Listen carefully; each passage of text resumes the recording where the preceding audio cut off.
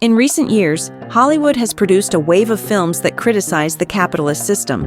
Ironically, even corporations and streaming platforms are now releasing movies with anti-corporate messages. Think of films like Joker, Squid Game, and Parasite. As the global economy continues to struggle, cinema is increasingly interpreting and reflecting on contemporary reality, validating public discontent. Let's burn this place to the ground. One of the latest examples of this trend is the second season of Severance, a sci-fi dystopian series available on Apple TV. Created by writer Dan Erickson and director Ben Stiller, Severance follows the employees of the Lumon Corporation who live double lives, one personality at home and a completely different one at work. Say gratitude. Gratitude. In the futuristic world of the show, the Lumon Corporation has created a procedure called Severance, which splits a person's consciousness into two parts, one for work and one for personal life. These two separate personalities, known as innies and outies, are so disconnected that they don't even remember each other's existence. Essentially, it's like living two separate lives in one body, unaware of the other. I also heard that if you're severed, you go to two separate hells. Is that true? The chip implanted in Lumon employees induces dissociative identity disorder, creating these innie personalities that have no idea what happens outside the office, while the outie personalities live normal lives. The scariest part? Everything is technically voluntary, just like in real capitalism. Employees agree to undergo the severance procedure, but they have no memory of doing so. They live only for their work persona, and when they try to escape or sabotage their work, they're punished. Meanwhile, their external personas go about their day, blissfully unaware. When Severance launched in 2022, it received critical acclaim, resonating with real-world events.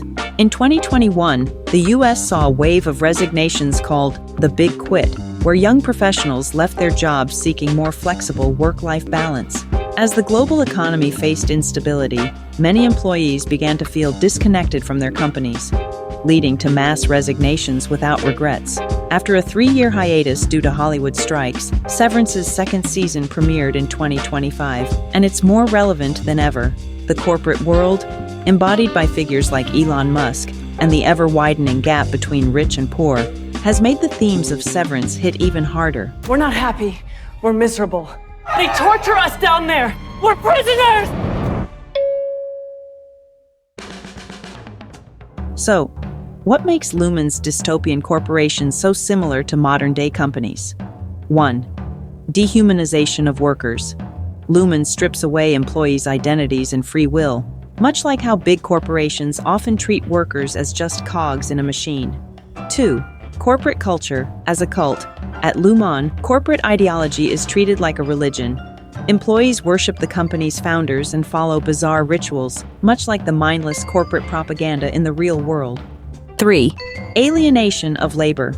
Employees are tasked with monotonous, meaningless work, just like how workers in capitalist societies are often disconnected from the products of their labor. 4. Control and surveillance. Lumon exerts total control over its employees' lives, paralleling real-world surveillance in corporate environments. 5. Exploitation. Lumon takes advantage of employees' vulnerabilities to lure them into the severance program, similar to how corporations exploit workers' desperation for profit. Like in today's world, the corporation in Severance pretends to be democratic and caring. Employees are encouraged by their manager, a fully aware person, Mr. Milchick. Let's get this party started. He is cheerful and friendly.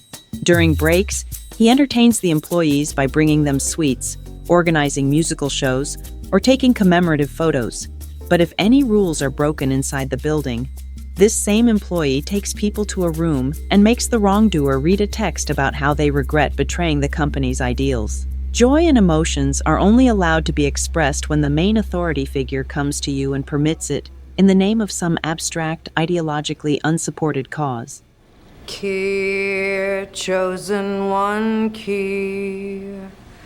Key, brilliant one, key. The creator of Lumon, Keir Egan, postulated the idea that every employee of the company is part of a larger family.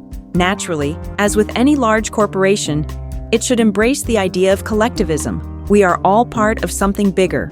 This is characteristic not only of the futuristic corporation Lumen, but also, for example, of the very real company McDonald's. Workers receive low wages, operate under high pressure, and have little to no career prospects. At the same time, McDonald's engages in aggressive marketing, especially targeting children, while in Lumen's case, it targets the traumatized, lonely, or desperate, like Mark after his wife's death. She was just still in your veins, making everything hurt. Which is why I guess you thought a severed job would... You hoped you'd be spared from the pain. Everything in corporations like McDonald's is built around speeding up processes, from food production to customer service, perfectly fitting into the capitalist race for profit. Similarly, Lumen constantly pushes its employees, who are expected to complete their work with numbers. In the second season, we witness the horrifying futility of fighting against Lumen, that is, against the corporation itself. After the scandal involving accusations of worker exploitation, Lumen doesn't shut down. Instead, it develops PR departments that skillfully rewrite history. The main characters are fed stories about restructuring and change, but in reality, they remain just as deeply embedded in the corporate myths about the all-knowing, all-powerful Keir, the company's founder. The system has adapted, absorbed a small defeat, and only grown stronger. I truly hope you all will choose to stay and enjoy what you've helped build. A new quarter, a fresh start for all of us. In real life, this has happened to many corporations. Amazon rebranded after accusations of low wages and employee surveillance, raising its minimum wage to $15 per hour. Uber launched the We Listen campaign to highlight its supposed responsiveness to driver complaints. Nike started talking about workers' rights after scandals over child labor. And Starbucks ran the Starbucks as a Family campaign after facing backlash over employee discrimination. Sound familiar? What's funny? You don't know what I did to the kitchenette yet, do you?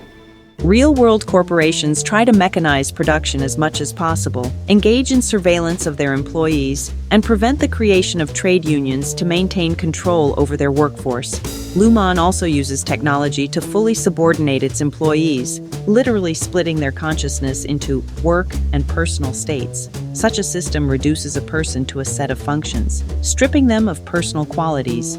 Moreover, Lumen employs advanced technologies for employee control, including prohibiting leaving the office boundaries and implementing a total surveillance system. Just in case you find this relevant for some reason, the code detectors can read messages hidden inside the body as well. Another good try, though. In the world of Lumen, employees don't understand what they're doing because their tasks are reduced to manipulating numbers.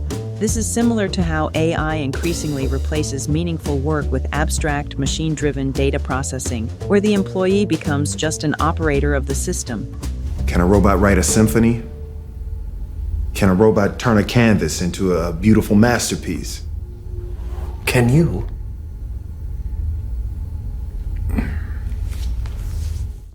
In Severance, the topic of artificial intelligence is not directly addressed. It's more of an impersonal, all-encompassing force controlling the corporate world. Remember that employees communicate with management only through Natalie. We don't even know if the board actually exists or if it's replaced by AI. I can explain everything to the board tonight, please. The board has concluded the call. To further encourage labor activity, such tactics often help mask the banal idea of accumulation and capital growth, which is, in reality, the main ideology of any corporation. Additionally, the series raises moral and ethical questions about capitalism's influence on reproductive technologies. Wealthy people undergo the severance procedure so that the outie can enjoy motherhood, while the innie is tasked with carrying the child, only to disappear afterward, unable to be with their own baby. What in the fuckity fuck? Sorry. So, what's happening outside of Lumen? We see that although not everyone likes the idea of severance, only a small number of people actually protest against it, and they are portrayed as marginalized. But here's the real kicker. It's showtime. Severance is a show that harshly criticizes corporations on Apple TV, which is owned by Apple. This creates an interesting contradiction. How can you criticize corporations when your show is aired on a service owned by one of the biggest corporations in the world? And at times, Severance even feels like it's satirizing Apple itself. For instance, in the second season, a new manager named Miss Huang is introduced. She's a teenager, and the characters quickly start to suspect that she's being held in the office against her will. This mirrors Apple's past controversies, such as the use of child labor in Chinese factories. This isn't the first time corporations have made money from projects that criticize corporations. In the 2000s and 20s, we've seen examples like Barbie from Mattel and Black Mirror from Netflix, both taking aim at corporate culture in their own ways. But here's the big question. Who really benefits from this situation? Is it the corporations who have learned to monetize their self-criticism, the artists they hire to create these projects, or the viewers who continue to ask uncomfortable questions with each new release? And how will the protest against corporations, both fictional, like Lumen, and real ones, ultimately play out?